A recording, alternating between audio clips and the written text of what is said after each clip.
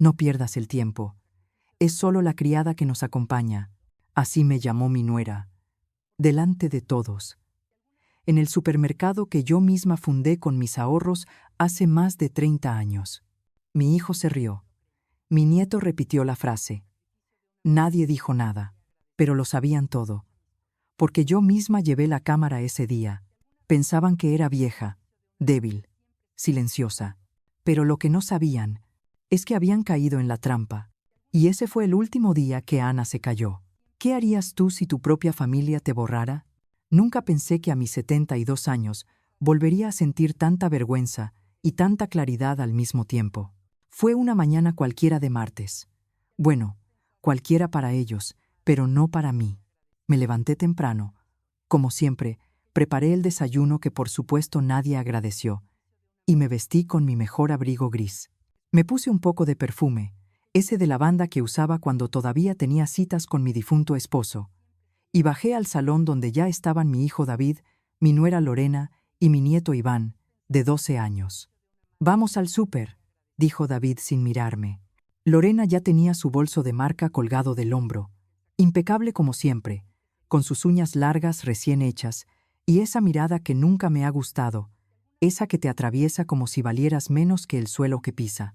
Me ofrecía quedarme en casa, por supuesto, para no molestar. Pero ella, con una sonrisa helada, dijo, «No, Ana, ven con nosotros. Nos viene bien que alguien ayude a cargar las bolsas». Esa frase debería haberme hecho sospechar, pero no dije nada. En el fondo, ya lo sabía. Sabía que aquella salida no era inocente, y por eso, antes de salir, coloqué discretamente una pequeña cámara en mi bolso. La había comprado hacía meses.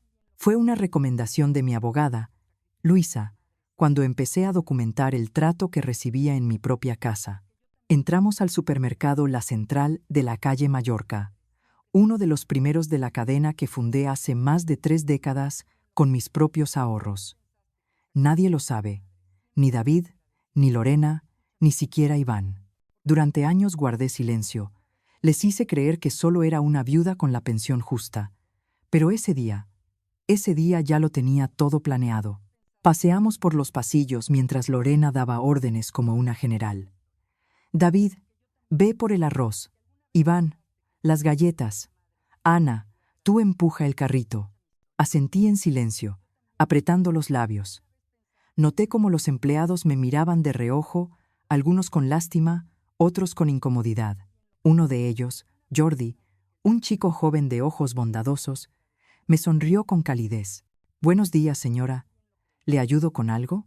No pude ni responder. Lorena se interpuso entre nosotros y, con una voz seca, casi como escupiendo las palabras, dijo, «No pierdas el tiempo. Es solo la criada que nos acompaña. No hace falta que le hables». Sentí como la sangre se me iba al rostro. Un calor repentino me subió del pecho a las mejillas. La gente en la fila giró la cabeza. Algunos fingieron mirar sus móviles. Otros directamente observaron con una mezcla de curiosidad y morbo. Mi hijo, mi propio hijo, soltó una carcajada. «Ay, Lorena», dijo, como si hubiese contado el chiste del año. Y entonces, Iván, mi niño, repitió entre risas. «Sí, abuela es como nuestra asistenta gratis». No me moví, no lloré, ni siquiera hablé. Solo apreté el mango del carrito y miré al suelo. Pero por dentro, algo cambió. Algo se rompió, o quizás algo despertó. Porque aquella escena no fue una sorpresa, no fue un accidente. Era justo lo que esperaba. Habían caído en la trampa. Por eso grabé todo. Por eso llevé ese bolso. Por eso fui con ellos al supermercado aquel día. Lorena pensó que tenía el control. Pensó que yo seguiría callando, soportando, tragando, pero no. Esa fue la prueba final. Y la habían suspendido con honores. Cuando la gente me ve hoy con el pelo blanco y las manos llenas de pequeñas cicatrices de cocina, piensa que siempre fui así. Una mujer mayor, silenciosa, que apenas ocupa espacio. Pero no siempre fui esta sombra. Hubo un tiempo, no tan lejano, en el que yo era fuego. Un fuego que trabajaba, que luchaba, que creía que el amor podía con todo. Un fuego que se llamaba Ana y que no tenía miedo a nada. Recuerdo perfectamente el día en que me quedé sola con David. Él tenía apenas 5 años y yo 39. Mi marido, Enrique, falleció de un infarto fulminante después de muchos años de jornadas interminables como conductor de autobuses. No me dejó más que una pequeña indemnización y una hipoteca a medio pagar. Yo, sin familia cercana en Barcelona, me sentí al principio como una náufraga, pero cuando miraba a mi hijo, con sus ojos grandes y asustados, me decía a mí misma, no puedo hundirme, él me necesita. Trabajé dans Pud. Primero limpiando oficinas por las noches en la zona de Gloris, después cosiendo uniformes para un taller de Sant Andreu, y más tarde cocinando para vecinos que no tenían tiempo de preparar comida casera. Así, sin darme cuenta, fue naciendo mi primer negocio. Un pequeño puesto de comidas en la calle Mallorca, con 3 guisos del día y mi famosa tortilla de patatas. Lo hacía todo yo, desde cortar la cebolla hasta cobrar. David, con su mochila del colegio, se sentaba a hacer los deberes en una mesa al fondo mientras yo servía a los clientes. Poco a poco, la gente empezó a conocerme. La señora Ana cocina como las abuelas de antes, decían. Con cada euro que ahorraba, pagaba primero la hipoteca y después invertía en ampliar el negocio. Nunca gasté en lujos, ni en ropa nueva para mí. Siempre primero para David. Sus libros, su uniforme del colegio, sus clases de inglés en la parroquia de Santa María del Mar. Recuerdo que cuando cumplió 10 años me pidió una bicicleta y, aunque no podía permitírmela, trabajé un mes entero sin descanso los domingos para comprársela. Fue la primera vez que vi a mi hijo llorar de alegría. «Eres la mejor madre del mundo», me dijo abrazándome. Aquellas palabras me alimentaron más que cualquier comida. Con el tiempo, mi puestecito se convirtió en una pequeña tienda de alimentos, luego en 2, luego en 3. Pero siempre con mi nombre escondido. No me gustaba presumir ni aparecer en fotos. Me gustaba trabajar, ayudar, dar. Y sobre todo, me gustaba ver a David crecer sin sentir que le faltaba nada. Me repetía que si yo me sacrificaba ahora, él tendría un futuro mejor, un futuro sin penurias. Cuando conoció a Lorena, yo ya tenía 62 años y pensaba en jubilarme. Él me habló de ella con ilusión. «Es moderna, culta, elegante, te va a encantar, mamá». Y yo, como siempre, quise creerle. Le abrí la puerta de mi casa y de mi corazón a esa mujer sin imaginar que, con el tiempo, sería ella quien intentaría borrarme de mi propia vida. Para entonces ya había traspasado la gestión diaria de La Central a un consejo en el que yo conservaba solo una silla discreta. No quería ser una carga para nadie.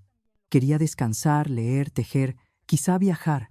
Pero en lugar de descanso, llegaron nuevas exigencias. Lorena se mudó a nuestro piso de la calle Aragón con sus maletas, sus muebles y sus normas. «Este cuarto para nosotros, este para Iván. Mamá, tú puedes quedarte en el más pequeño, así no subes tantas escaleras», dijo sonriendo. Y yo acepté. Siempre aceptaba. Pensaba que era temporal, que en cuanto encontraran su propio sitio me devolverían mi espacio. Pero no fue así. Con cada año que pasaba, me fui encogiendo un poco más. Dejé de invitar amigas a casa porque Lorena se molestaba.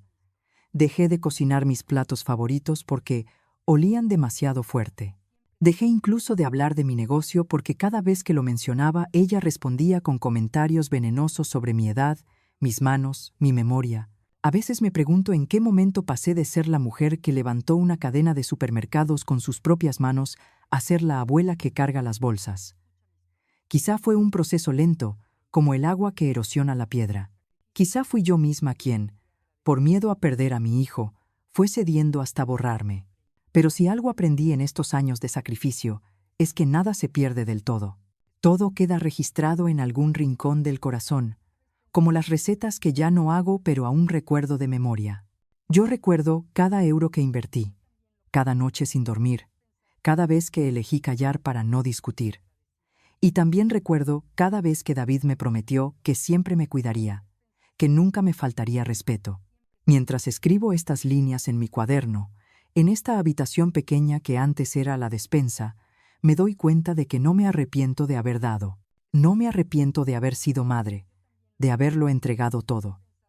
Lo que sí me duele es haber dejado de ser Ana en el camino, haberme convertido en alguien que pide permiso para existir en su propia casa.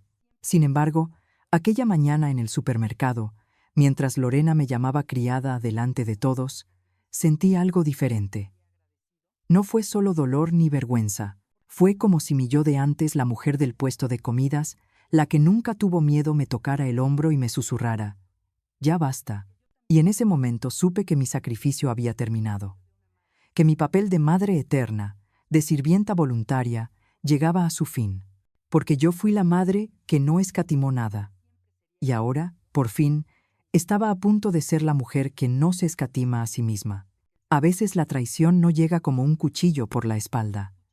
A veces llega de frente, con una sonrisa y una risa, delante de desconocidos, bajo los fluorescentes fríos de un supermercado. Todavía recuerdo cada detalle de aquella escena como si hubiera ocurrido esta mañana. El carrito lleno, la cola en la caja número 5, el niño pequeño que lloraba en la fila de al lado, el pitido constante del escáner. Y yo, de pie detrás de David y Lorena, sujetando el bolso con las dos manos, mirando al suelo, respirando hondo. Todo empezó cuando llegamos a la caja. Lorena revisaba la compra con gesto impaciente. Ni siquiera me había mirado en todo el trayecto. Iván jugaba con el móvil, como si todo esto no tuviera nada que ver con él. El joven cajero, Jordi, uno de los empleados más antiguos de la central, me reconoció de inmediato. Su madre trabajó conmigo hace años, cuando el negocio apenas era una tienda con estanterías de madera. Me dedicó una sonrisa sincera y me dijo: «Buenos días, señora Ana. Qué alegría verla por aquí. ¿Cómo está?». Ni siquiera tuve tiempo de contestar. Lorena se adelantó, como si le hubieran pinchado con una aguja invisible, y con tono cortante dijo: «No hace falta que le hables. Es solo la señora que nos ayuda en casa. No es familia». «Oh sí. Sin vacilar. Sin vergüenza». Lo dijo en voz suficientemente alta para que lo oyeran no solo el cajero, sino también los dos clientes que estaban detrás. Una señora mayor con bastón y una joven con carrito de bebé. Todos se quedaron congelados por un instante. El rostro de Jordi pasó de la calidez a una expresión de perplejidad. Se le congeló la sonrisa. Me miró, luego a Lorena, luego otra vez a mí, sin saber qué decir.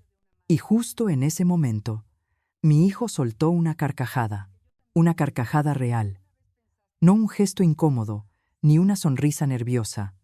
No, una risa amplia, despreocupada, como si le acabaran de contar el mejor chiste del día.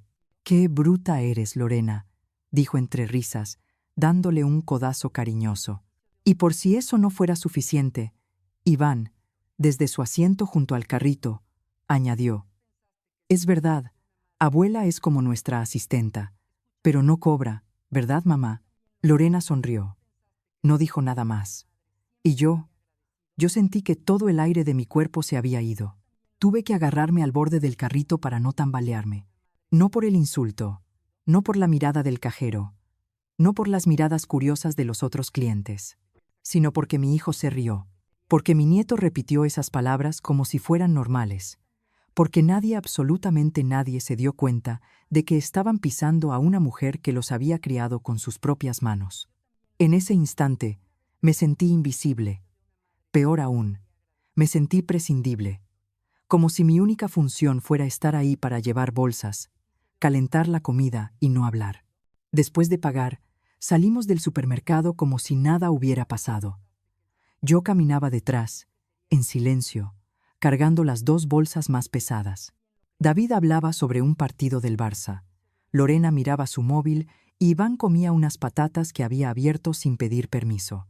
Ni una sola mención a lo ocurrido, ni una disculpa, ni una mirada. Llegamos al coche, y David abrió el maletero sin girarse hacia mí. Subí al asiento trasero con dificultad. Nadie me ayudó. El cinturón de seguridad se atascó y estuve a punto de dejarlo sin poner, pero entonces pensé: no voy a morir por ellos. Durante el trayecto de vuelta a casa, Lorena hablaba sobre la cena del sábado con sus amigas. He pensado en hacer algo tipo japonés. Mamá Ana puede preparar sushi, ¿no? Aunque sea de los simples. Ella tiene tiempo. David rió otra vez. Yo miraba por la ventana, contando mentalmente los pasos que me separaban de mi habitación. Mi pequeño rincón con una cama estrecha, un armario que apenas cierra y una ventana que da al patio de luces. No lloré. Ya no. Las lágrimas se me habían agotado hace años, en otras humillaciones más pequeñas, más íntimas.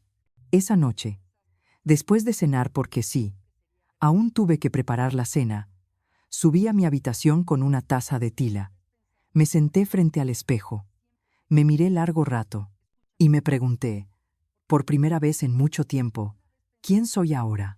Vi a una mujer mayor, con las mejillas caídas y el cabello fino recogido en un moño bajo. Pero también vi a la mujer que montó 3 tiendas desde cero, la que cocinaba para 40 personas al día, la que sabía negociar con proveedores y al mismo tiempo ayudar con los deberes de su hijo. Esa mujer seguía ahí, dormida, tal vez, oculta tras años de desprecios y silencios, pero viva. Esa noche, antes de acostarme, abrí el cajón donde guardaba mi pequeña libreta roja. Allí, entre recetas y listas de la compra, estaba la nota que escribí hacía 2 años. Si un día te tratan como una criada delante de extraños, es el momento de actuar. Cerré la libreta, apagué la luz, y supe que ese momento ya había llegado. Aquella mañana me levanté más temprano que de costumbre.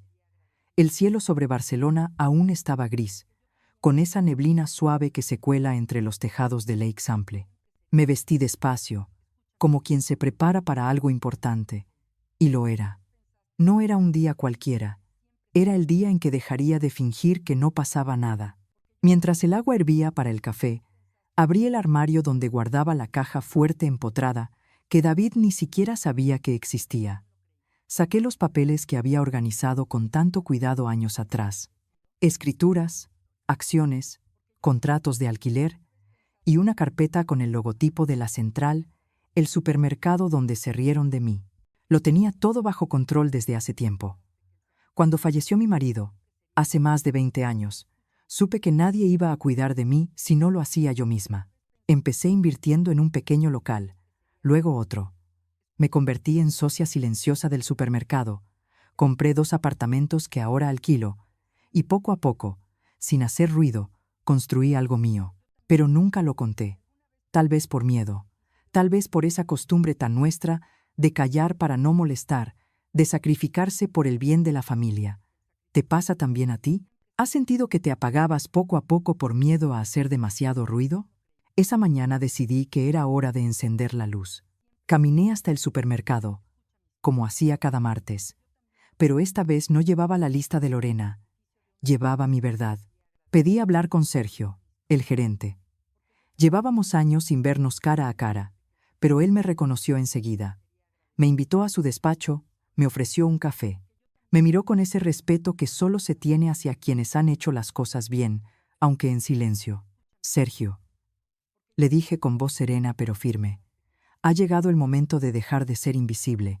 Quiero ejercer mis derechos como socia, y quiero que lo sepa todo el personal, incluido Jordi, el cajero que presenció la humillación. Él asintió sin hacer preguntas.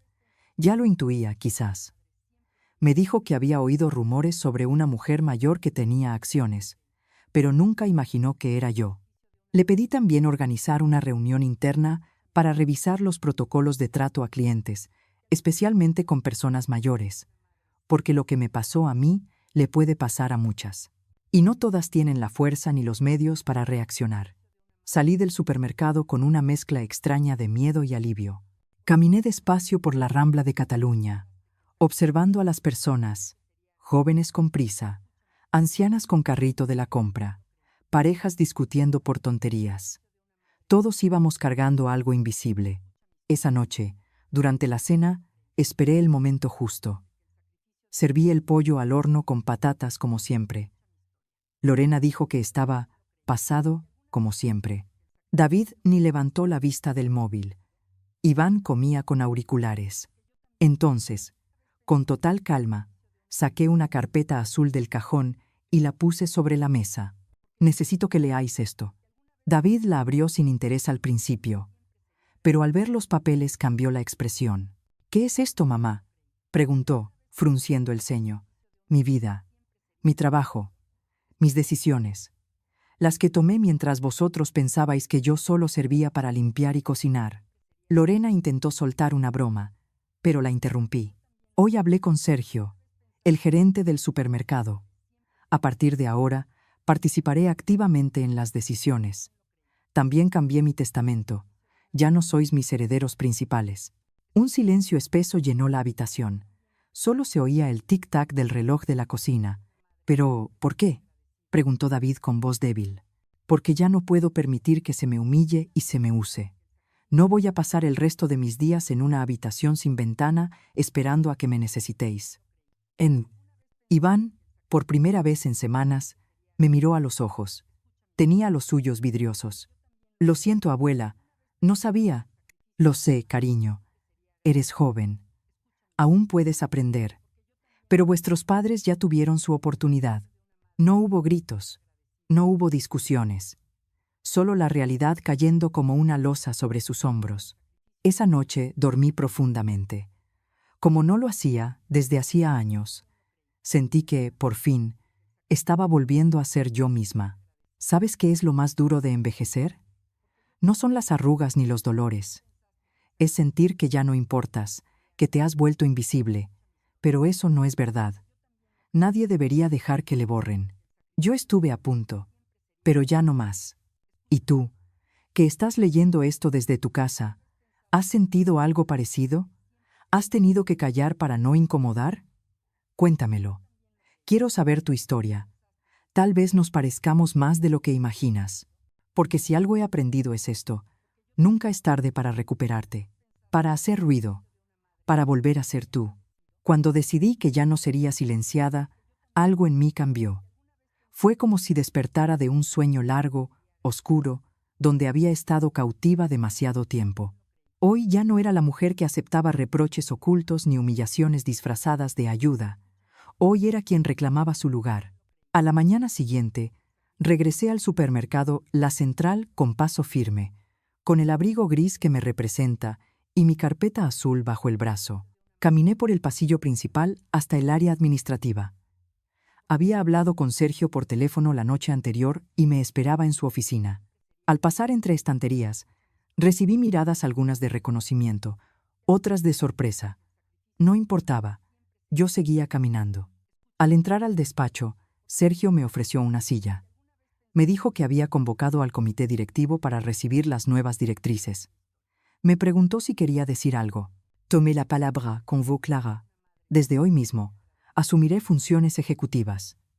Me corresponde supervisar la atención al cliente, las políticas de trato, el protocolo de quejas, especialmente a personas mayores. También quiero que se entregue una carta interna informando de mi papel activo dentro de la empresa. Sergio asintió. Me sonrió con respeto. Se levantó, fue a abrir la puerta y dijo: «Por favor, pasen». Y allí ingresaron los miembros del comité. Directores de zona, jefes de recursos humanos, algunos empleados de confianza. Todos me miraron con sorpresa. Me puse de pie y dije: «He vivido en silencio demasiado tiempo. Hoy reclamo mi voz. No soy la señora que acompaña. Soy una socia que construyó esta cadena paso a paso. Y sí, quiero que cada cliente, cada empleado, sepa que ve el trabajo aquí con dignidad». Algunas caras reflejaron incredulidad, otras admiración. Se oyó un murmullo. Sergio abrió un sobre y distribuyó documentos. En ellos se anunciaba mi nombramiento como miembro del Consejo Ejecutivo, con facultades específicas sobre atención y protocolo. También se publicaba un memorándum interno. Se ruega especial respeto hacia todas las personas mayores que interactúan con nosotros. Evitemos comentarios ofensivos, lenguaje inadmisible o trato discriminatorio. Cualquier queja será atendida con prioridad. Ese día salí del despacho con la cabeza alta. Sentí el peso del pasado desaparecer. Sentí que mi dignidad volvía a mí. Pero no bastaba con eso. Tenía que lo vieran ellos, mis propios hijos y mi nuera. Esa noche, invité a David, Lorena e Iván a cenar en un restaurante de mi elección. Hacía años que no salía con ellos fuera de casa. Reservé una mesa con vista al mar en Sitges. El entorno era elegante pero tranquilo. Cuando llegamos, les dije que había algo de lo que debíamos hablar en privado. Pedí vino, solo una copa para cada uno, y platos ligeros. Mientras esperábamos la comida, saqué la carpeta azul otra vez. Lorena me miró con una mezcla de curiosidad y fastidio. David guardó el móvil en silencio. Iván apenas miraba. «Quiero que vean esto», dije. Abrí la carpeta y saqué los documentos del comité. Le entregué una copia a cada uno. David frunció el ceño. Lorena alzó la ceja. Iván los hojeó rápido. «Desde hoy», continué, «formo parte activa del Consejo de la Central. He sido nombrada responsable de protocolos de respeto y atención al cliente mayor. También he promulgado una política interna contra humillaciones públicas». Lorena abrió la boca para protestar, pero le hice un gesto para que esperara. Tomé aire. Además, agregué, «he cambiado el testamento. Ustedes no forman parte de la herencia principal. El 100% de mis acciones sobre la cadena pasarán a una fundación que creé, Fundación Ana Rosa, dedicada a apoyar mujeres mayores con maltrato familiar». El silencio fue absoluto. La brisa marina entraba por las ventanas. Sentí que los relojes giraban muy lento. David, con voz temblorosa, dijo, «Mamá, ¿nos puedes explicar esto?» «Claro», respondí sin levantar la voz. Cuando vine ese día al supermercado y Lorena me llamó la señora que ayuda, yo ya sabía que era un momento decisivo. Grabé aquello, hablé con el gerente, pedí reuniones. No fue un capricho, fue consecuencia de años de desgaste injusto. Y hoy reclamé lo que me pertenece. Iván, con ojos llorosos, intervino. «No sabía, abuela, no entendía que te trataban así por nosotros». Le sonreí con ternura. «No te culpes, corazón. Tú eras un niño. Lo importante es que ahora veo que aún tenemos una relación, si tú quieres reconstruirla con respeto».